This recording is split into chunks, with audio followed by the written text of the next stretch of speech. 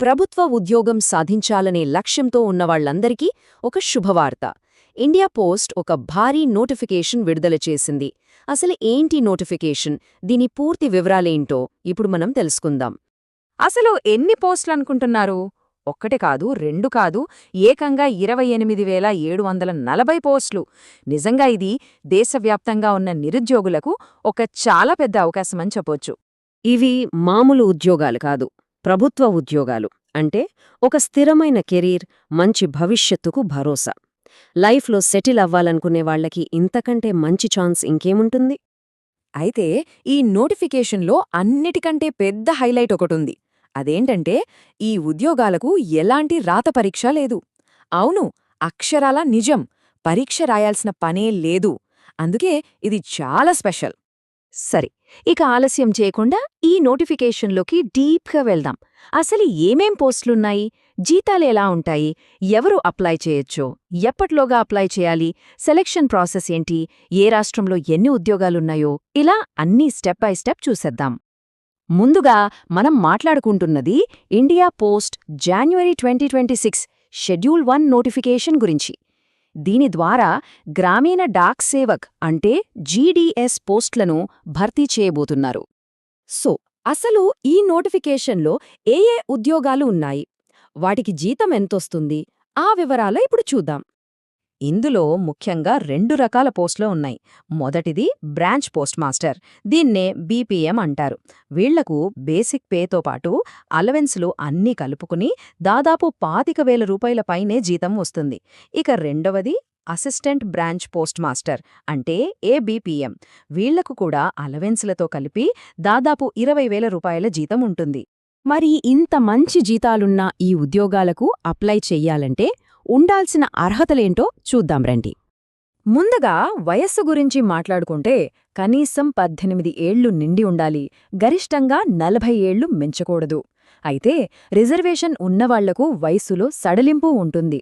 అంటే SC ST category వాళ్లు 45 ఏళ్ల వరకు, ఓబీసీ కేటగిరీ వాళ్లు 43 ఏళ్ల వరకు కూడా అప్లై చేసుకోవచ్చు.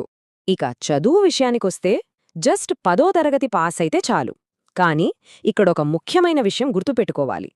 ఎగ్జామ్ లేదు కాబట్టి 10వ తరగతిలో ఎవరికి ఎక్కువ మార్కులొస్తే వాళ్లకే జాబ్ వచ్చే ఛాన్స్ ఎక్కువ. దీనితో పాటు బేసిక్ కంప్యూటర్ నాలెడ్జ్ ఉండాలి, ఇంకా సైకిల్ తొక్కడం కూడా తెలుసుండాలి. అంతే. ఇక అన్నిటికంటే ముఖ్యమైన ఘట్టం అప్లికేషన్ ప్రాసెస్. ఈ డేట్స్ చాలా ఇంపార్టెంట్, అస్సలు మిస్ అవ్వొద్దు. ఓకే, ఈ డేట్స్ ఒకసారి నోట్ చేసుకోండి. జాన్యువరి 20న ఆన్లైన్ రిజిస్ట్రేషన్ మొదలవుతుంది. ఆ తర్వాత జాన్యువరి 25 నుండి అప్లికేషన్ సబ్మిట్ చేయొచ్చు. లాస్ట్ డేట్ ఎప్పుడంటే ఫిబ్రవరి 5. ఒకవేళ అప్లికేషన్లో ఏమైనా చిన్న తప్పులు దొర్లితే కంగారు పడక్కర్లేదు. ఫిబ్రవరి 8 నుండి 10th వరకు కరెక్షన్ చేసుకునే అవకాశం కూడా ఇస్తున్నారు. అంతా అయ్యాక తాత్కాలిక మెరిట్ లిస్ట్ ఫిబ్రవరి 20న వచ్చే అవకాశం ఉంది. మరి అప్లై చేసే ముందు చేతిలో ఏం సిద్ధంగా ఉంచుకోవాలి? మొబైల్ నంబర్, ఈమెయిల్ ఐడి, ఎందుకంటే వాటికే ఓటీపీలొస్తాయి. అలాగే ఆధార్ కార్డు, 10వ తరగతి మార్కుల మెమో, లేటెస్ట్ ఫోటో, ఇంకా సంతకం స్కాన్ చేసి పెట్టుకోవాలి. ఫోటో 50 KB లోపు, సంతకం 20 KB లోపు ఉండేలా చూసుకోవాలి. అప్లికేషన్ ఫీజు విషయానికొస్తే అది కేవలం 100 రూపాయలు మాత్రమే. కాని ఈ 100 రూపాయలు కూడా అందరూ కట్టాల్సిన అవసరం లేదు. ఎందుకంటే మహిళా అభ్యర్థులు, ఎస్సీ, ఎస్టీ, దివ్యాంగులు, ఇంకా ట్రాన్స్వుమెన్ అభ్యర్థులకు ఫీజు నుండి పూర్తి మినహాయింపు ఇచ్చారు. అంటే వీళ్ళొక్క రూపాయి కూడా కట్టక్కర్లేదన్నమాట. మనం ముందే అనుకున్నాం కదా దీనికి ఎగ్జామ్ లేదు అని. మరి ఎగ్జామ్ లేకపోతే ఇంతమందిలో సరైన వాళ్లని ఎలా ఎంపిక చేస్తారు? ఆ సెలక్షన్ ప్రాసెస్ ఏంటో చూద్దాం. ఇక్కడ సెలక్షన్ మొత్తం సిస్టమ్ జనరేటెడ్ మెరిట్ లిస్ట్ ఆధారంగా జరుగుతుంది. సింపుల్గా చెప్పాలంటే 10వ తరగతిలో వచ్చిన మార్కులను బట్టే ర్యాంకులిస్తారు. ఎవరికి ఎక్కువ మార్కులుంటే వాళ్లకే జాబ్ రావడానికి ఎక్కువ అవకాశాలుంటాయి. అంతా ఆటోమేటిక్గా సిస్టమ్ చూసుకుంటుంది. అలా మెరిట్ లిస్ట్లో షార్ట్ లిస్ట్ అయిన వాళ్లను డాక్యుమెంట్ వెరిఫికేషన్ కోసం పిలుస్తారు. అక్కడ ఒరిజినల్ సర్టిఫికెట్లన్నీ వెరిఫై చేసి అన్నీ కరెక్ట్గా ఉంటేనే ఫైనల్గా ఉద్యోగం కన్ఫర్మ్ అవుతుంది. సరే, అంతా బానే ఉంది. కానీ అసలు ఈ 28,000కు పైగా ఉద్యోగాలు ఏ రాష్ట్రంలో ఎన్ని ఉన్నాయి, ఆ లెక్కలు కూడా ఒకసారి చూసేద్దాం. ఇక్కడ కొన్ని ముఖ్యమైన రాష్ట్రాల్లో ఖాళీల వివరాలు చూద్దాం. ఉత్తరప్రదేశ్లో అన్నిటికంటే ఎక్కువగా 3169 పోస్టులున్నాయి. మహారాష్ట్ర, పశ్చిమ బెంగాల్లో కూడా దాదాపు 3000 పోస్టులున్నాయి. ఇక మన తెలుగు రాష్ట్రాల విషయానికొస్తే ఆంధ్రప్రదేశ్లో 1060 పోస్టులు, తెలంగాణలో 609 పోస్టులున్నాయి. అయితే ఇక్కడొక చాలా కీలకమైన నిబంధన ఉంది. దయచేసి దీన్ని జాగ్రత్తగా గమనించండి.